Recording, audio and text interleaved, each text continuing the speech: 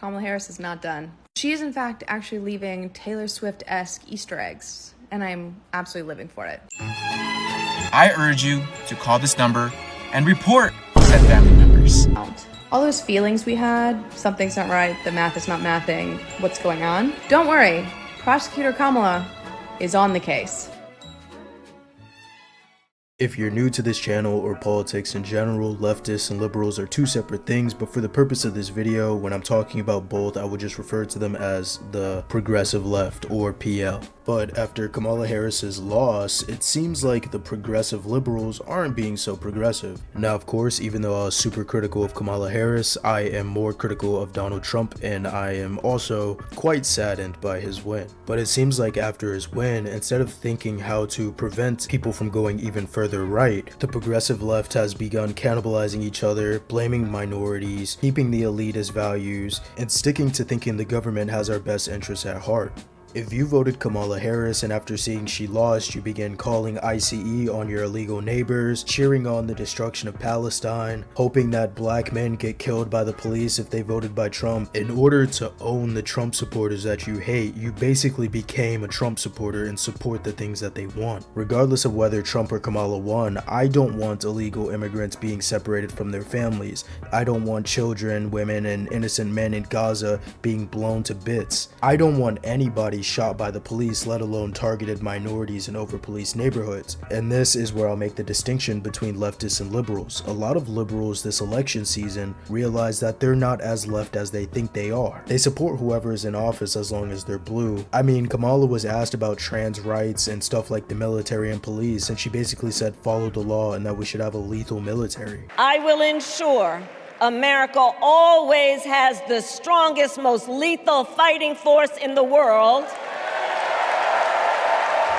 If Trump said the exact same thing, people would be losing their fucking shit. So if you're already on the left or you're disillusioned by the Democrats this election season and probably for the next 4 years, this is the guide on how we should actually fight the right, instead of you going and listening to these people throwing temper tantrums and saying that Starlink hacked the ballots and that the election was stolen and that Kamala is actually in the shadows waiting for a recount. Yeah, fuck out of here. Let's get into the meat and potatoes of this. Alright, so first on the agenda, not to cause any infighting, but debate bros. In my personal opinion, a debate bro is just somebody that goes around arguing not in order to change anybody's mind, but more so to win and to look better than their opposition. But at the end of the day, it does nothing because it's just cheerleading. Only people with vested interests on one side of the aisle or the other are interested in watching these debates. The average person who isn't political isn't going to sit down and watch an hour plus of you debating a literal neo-Nazi, because chances are they don't like neo-Nazis. The art of conversation has been lost among the progressive left because we're so used to debating with the worst of society instead of talking to people who are moderate or even right-leaning, aka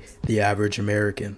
So for example, if you're tapped into the political space and especially alt-right spaces, you know some of their dog whistles. Now in a case with this Evan guy, he responds to a tweet about eggs from a woman saying, "I'm so good at recognizing Nazis." To an average person, they'd be like, what the fuck are you talking about? But the thing is, he's actually correct. If you go on her page, it's a bunch of alt-right bullshit. But on the outside looking in, we're the crazy ones for picking up on the dog whistles, and then the actual alt-righters have an excuse in order to make us look crazy. A good tactic to fight against this from my experience is to keep asking them questions in the public court of opinion until it gets to a point where they have to out themselves.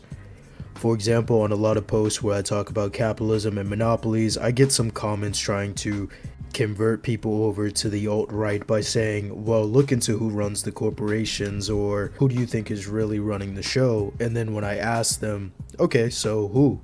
They tend not to respond or skirt around it because they know if they say what's truly on their mind, they're gonna alienate people and give the game up.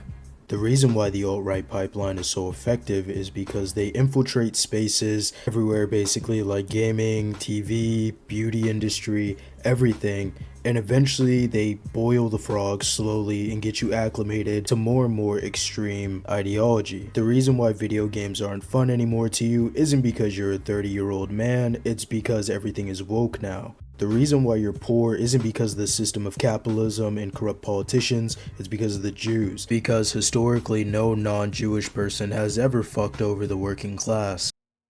But also, another thing that I've seen bouncing around after the election is that the progressive left needs their own Joe Rogan, especially liberals, which is kind of hilarious considering if you've ever actually listened to Joe Rogan, he just basically goes with anything the guest is saying, except like when it's the Daily Wire, because he just fucking hates far right conservatives that much. Now, don't get me wrong, Joe Rogan definitely has his conservative beats and like where he just goes off the rail. But the issue in that is that when left-wing people go on Joe Rogan or say they listen to Joe Rogan, he's been framed as like some super right conspiracy theorist. Like you would think he's Alex Jones.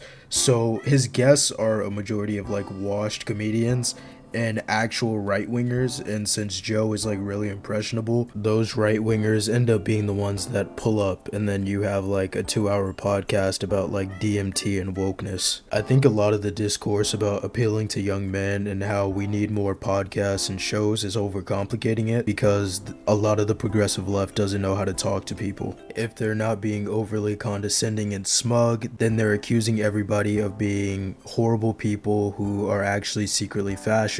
I'm gonna give an example of 2 different people that I've talked to before in my DMs. I try to respond to all my DMs and course through all the death threats and other undesirable DMs, I would call them. But anyway, the first person DMs me saying that recently with my posting on Gaza, it seems that I kind of have a blind spot for Russia versus Ukraine, which is true. I'm one person, I run all my pages, do all my editing myself, so of course I'm gonna have my biases and blind spots, and I try not to have them.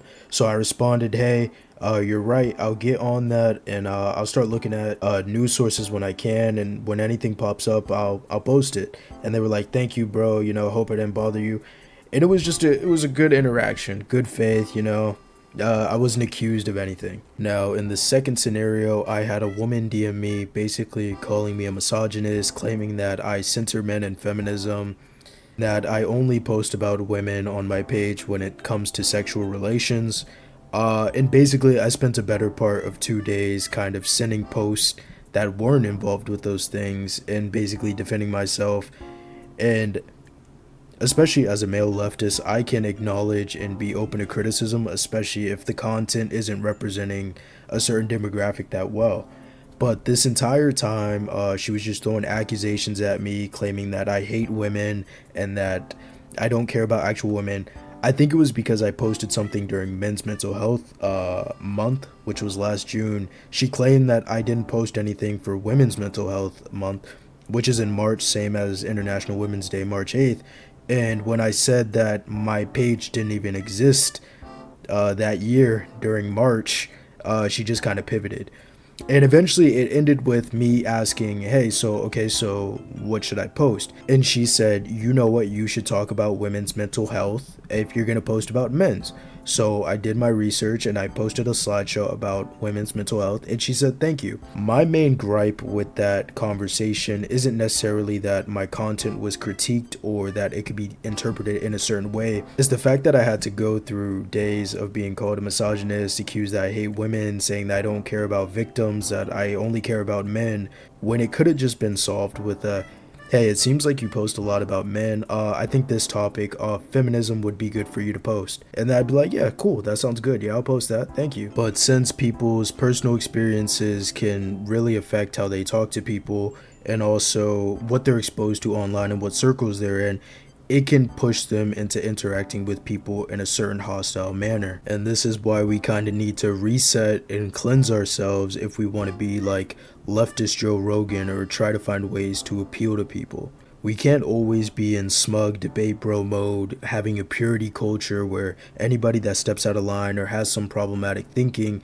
is automatically shunned and labeled as a horrible person. And that's also not to say that we should accept intolerance or think that we can change everybody or have an obligation to put ourselves in harm's way or have to constantly expose ourselves to said circles. And I'm not gonna lie, this is gonna be a very dickish take of me, not very inclusive, but if you don't know how to talk to people, you're pushing them away, you don't know how to de-radicalize people, please just take a back step. Like, get into graphic design. We need propagandists, we need editors, script writers even. Just Like, you could take a break. Like, we're talking about how come we don't have a leftist Andrew Tate, but we're getting called ableist for telling people to work out. But yeah, anyways, this yap fest has kind of gone on too long. So drop a comment, thoughts, questions, concerns. If you're a right winger clicking on this video thinking I'd get on my knees for the right, I guess you could comment how mad you are before you finish the vid. But besides that, more videos incoming.